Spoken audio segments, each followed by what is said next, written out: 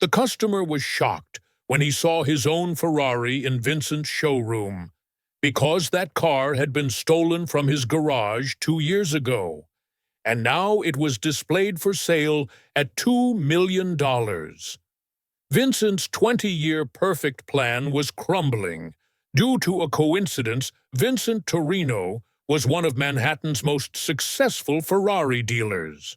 His showroom on Madison Avenue was always busy, with wealthy customers lining up. "I give the best prices," he would say proudly.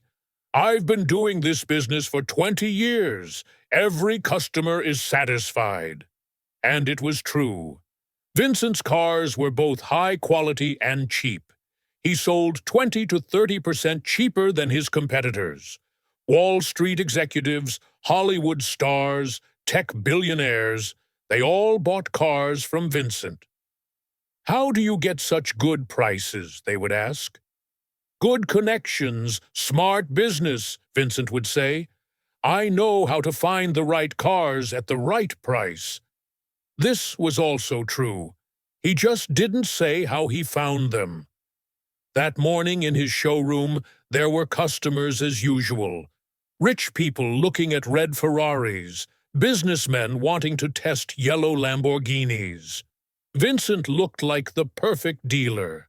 In a suit, smiling, professional. Nobody knew what he really did.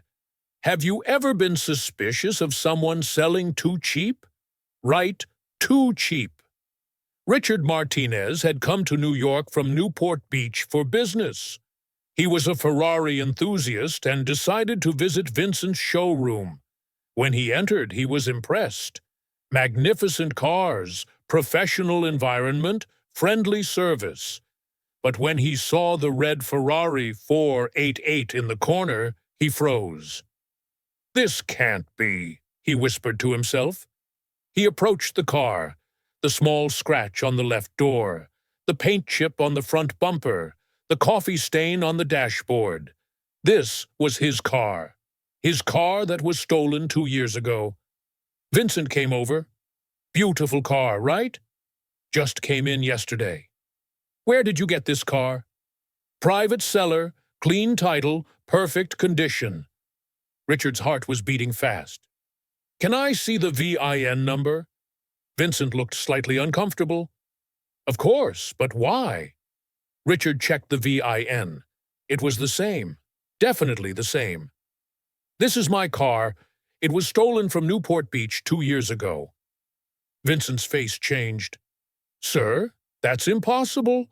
I have all the documentation." "Then how do you explain this coffee stain? I spilled coffee here the morning it was stolen." Vincent was now in panic mode. In 20 years, no owner had ever recognized their car. Richard pulled out his phone. "I'm calling the police." "What kind of system do you think Vincent might be operating?" "Right, what system?" Agent Sarah Rodriguez from the FBI Auto Theft Task Force was excited when she received Richard's call, because Vincent Torrino had been on their radar for 2 years. "Too many rare cars, too good prices, too clean documentation," she had explained to her team. "Something's not right." Richard's testimony was the perfect puzzle piece. Within 48 hours, they got a search warrant. They would raid both Vincent's showroom and his mysterious warehouse in New Jersey. Vincent was in panic mode during this time. He called his lawyers, checked offshore accounts, reviewed escape plans. But it was too late. The FBI raid started at 6 a.m. 20 agents, K-9 units, forensics team.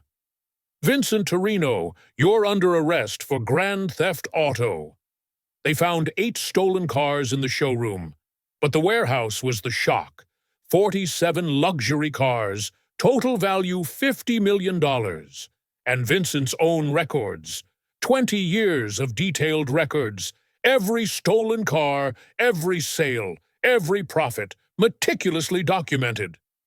"Why did he keep all this?" young Agent Tom asked. Sarah smiled grimly. "Pride. He was proud of his masterpiece. Have you ever heard of a criminal caught because of their own records? Right, pride destroyed. At trial, Vincent's complete system was exposed. It wasn't just car theft, it was a sophisticated criminal empire. Prosecutor Lisa Chen explained to the jury, "Since 1999, Vincent Torrino has been systematically stealing luxury cars, changing their identities, and selling them in the legal market. Vincent's method was genius.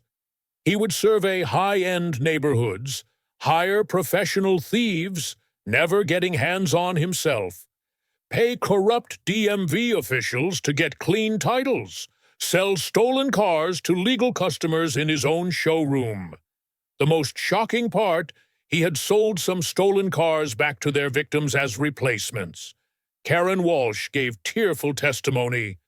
Vincent stole my son Jake's graduation gift Mustang. Then 6 months later, he sold us a replacement car for $60,000.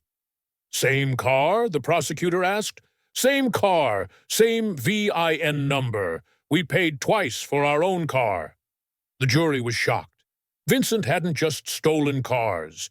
He had systematically exploited families. 400-plus stolen cars, 500-plus victims, $200 million total value. Defense lawyer David Goldman tried, "My client made poor decisions, but he's not a violent criminal." But the evidence was overwhelming. Vincent's own handwritten records documented every transaction. These records, the prosecutor said, show 20 years of calculated, systematic theft from American families. Have you ever heard of such a systematic criminal operation? Right, systematic theft. Jury deliberation took only 3 hours. Verdict, guilty on all counts.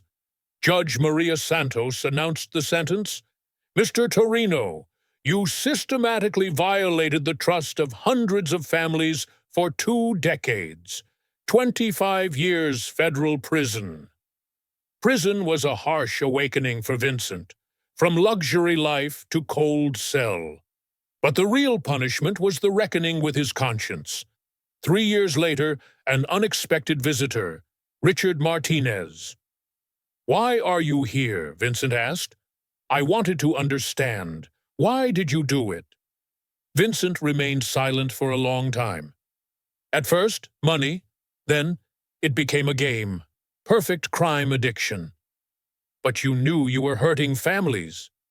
"I didn't think about people. Only cars, profits, challenges. People were just obstacles." "Do you regret it?" For the first time, Vincent felt genuine remorse. "Every day, I see Karen Walsh crying. I see Jake's broken dreams. I stole more than cars, Richard. I stole trust, security, family moments." This conversation changed everything. Have you ever seen a criminal show genuine remorse? Right, real remorse. 5 years later, Vincent made a shocking decision. He donated $15 million of offshore money to the Victim Compensation Fund. Why? His lawyer was surprised. Because it was never my money. In prison, he started an automotive repair program. He taught young inmates legal car skills. "I spent 20 years teaching crime," he told them. "Now I teach honest work." The program achieved a 90% success rate. At the early parole hearing, victims testified for Vincent. Karen Walsh. "He can't return Jake's innocence, but he returned our faith in redemption." Richard Martinez. "He stole my Ferrari, but taught me forgiveness." Parole was granted after 17 years. Now, 72, Vincent runs Second Chance Automotive in Brooklyn, a simple repair shop with honest prices. "Every car I fix," he tells customers, "is an apology for every car I stole."